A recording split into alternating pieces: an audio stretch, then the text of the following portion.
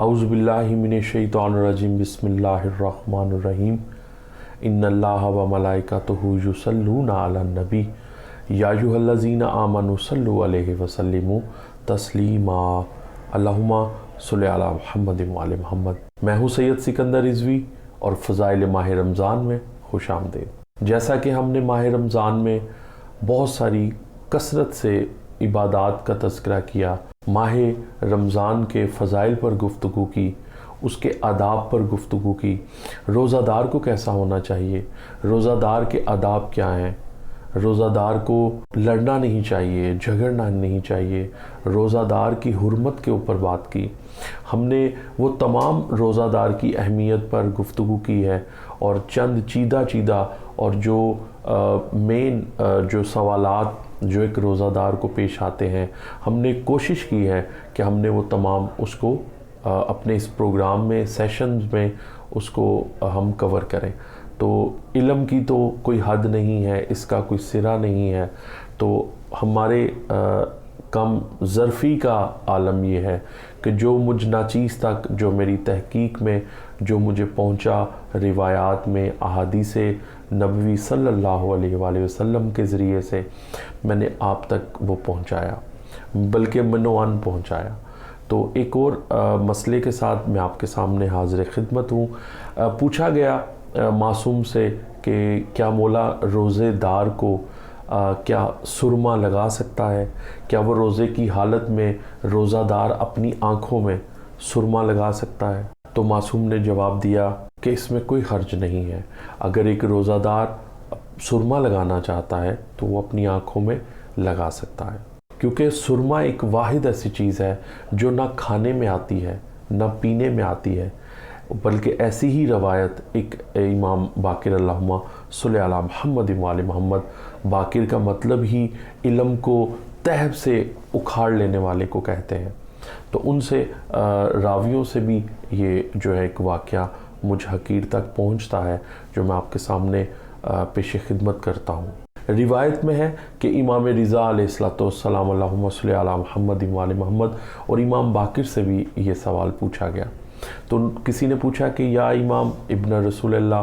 آپ رسول اللہ کے بیٹے ہیں، آپ امامت کے منصب پر فائز ہیں، آپ حجت اللہ ہیں، یا امام ہمیں بتائیے اگر ایک انسان روزہ دار ہے اور اس کی آنکھ دکھتی ہے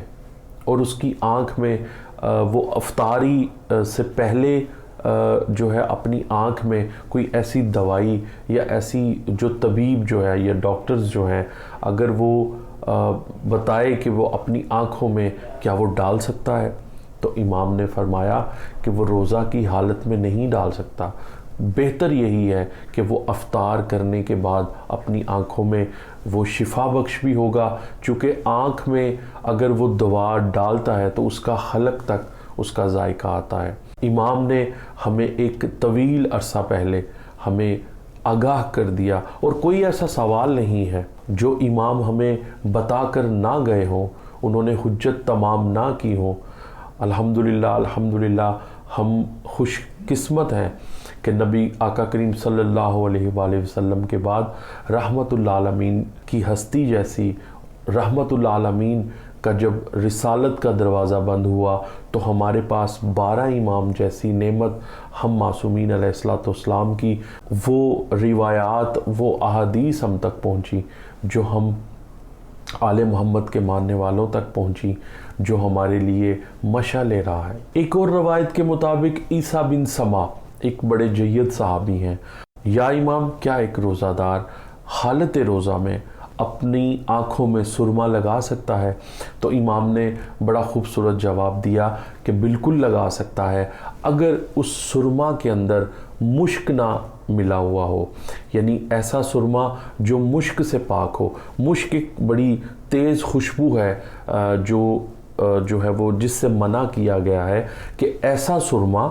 وہ اپنی آنکھوں میں نہیں لگا سکتا جس میں مشک کا استعمال ہوا ہو۔ پھر ایک بہت جید صحابی ہیں جن کا نام محمد بن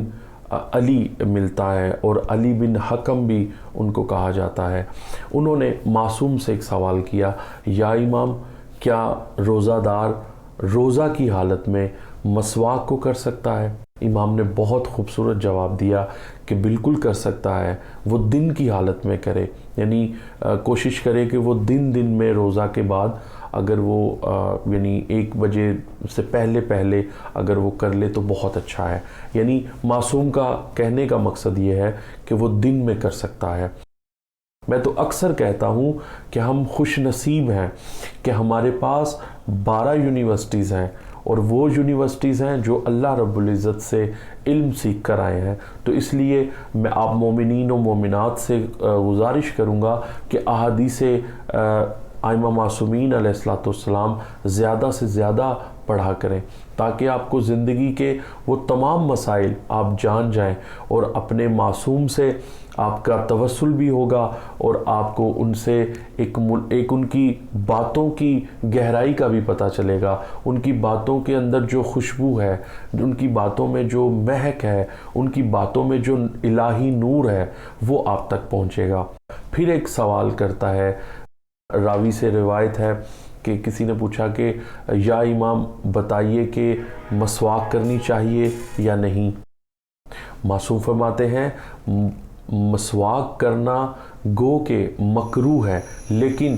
پانی میں تر نہ ہو، بشرطے کہ جھٹک کر اس کا پانی نکال دیا گیا ہو۔ یعنی ایسی مسواک کر سکتے ہیں کہ جس کو جھٹک کر اس کا یہ مطمئن ہو جائے کہ اس مسواک کو آپ نے مکمل خشک کر لیا ہے، ایسی مسواک آپ کر سکتے ہیں۔ یعنی امام نے کہا کہ تر مسواک سے نہیں کر سکتے، خشک مسواک سے آپ روزہ کی حالت میں مسواک کر سکتے ہیں۔ ایک اور مسئلے کے ساتھ راوی آتا ہے جس کا محمد بن یحییٰ نام ہے، روزے کی حالت میں کیا داڑھ کو یا دانت کو نکلوا سکتا ہے؟ تو معصوم فرماتے ہیں نہیں، چونکہ آپ کے جب آپ تم داڑھ نکلواؤ گے تو اس کا خون نکلے گا، اور تو خون کا نکلنا یہ ٹھیک نہیں ہے، بلکہ جس طرح منہ میں خون آ جاتا ہے تو یہ ایک روزہ دار کے لیے بالکل بھی ٹھیک نہیں ہے۔ ماہ رمضان المبارک ہے اور مولا علی علیہ السلام مسجد کوفہ میں تشریف فرما ہے، اسی طرح ایک سائل ایک سوال لے کر آ گیا یا امیر المومنین مولا علی علیہ السلام کے پاس کہ یا امام مجھے بتائیے کہ کیا ایک روزہ دار کو خوشبو لگا سکتا ہے، کیا خوشبو سونگھ سکتا ہے؟ تو امیر المومنین علیہ السلام فرماتے ہیں کہ ایسی خوشبو وہ نہیں لگا سکتا روزہ دار جس میں مشک ہو، یعنی بہت تیز خوشبو ہوتی ہے، وہ مشک سے منع فرمایا۔ مولا فرماتے ہیں کہ روزہ دار کو چاہیے کہ وہ خوشبو لگائے، لیکن وہ ایسی خوشبو نہ لگائے جس میں مشک ملا ہوا ہو۔ اسی طرح ایک اور شخص آ گیا معصوم کے پاس، یا امام بتائیے کہ کیا روزہ دار روزے کی حالت میں نرگس کا پھول جو ہے وہ سونگھ سکتا ہے؟ تو امام نے اس کے بارے میں بھی منع فرمایا، یعنی مشک بھی نہیں سونگھ سکتا اور نرگس کا پھول بھی نہیں سونگھ سکتا۔ معصوم نے ایک علت بتائی، معصوم فرماتے ہیں کہ اگر تم نرگس کا پھول سونگھ لیتے ہو تو تمہاری بھوک رک جائے گی۔ یعنی امام یہ بھی جانتے ہیں کہ اگر تم کوئی چیز سونگھتے ہو یا نہیں سونگھتے تو اس کے بعد میں اثرات کیا ہوں گے، تو امام نے وہ پھول سونگھنے سے منع فرمایا کہ روزہ دار کی اس طرح بھوک رک جائے گی۔ پھر معصوم کے پاس ایک شخص آیا کہ یا امام کیا ہم روزہ دار جو ہے، ایک روزہ دار جو شخص ہے جس نے روزہ رکھا ہوا ہے، کیا اس میں وہ خوشبو لگا سکتا ہے؟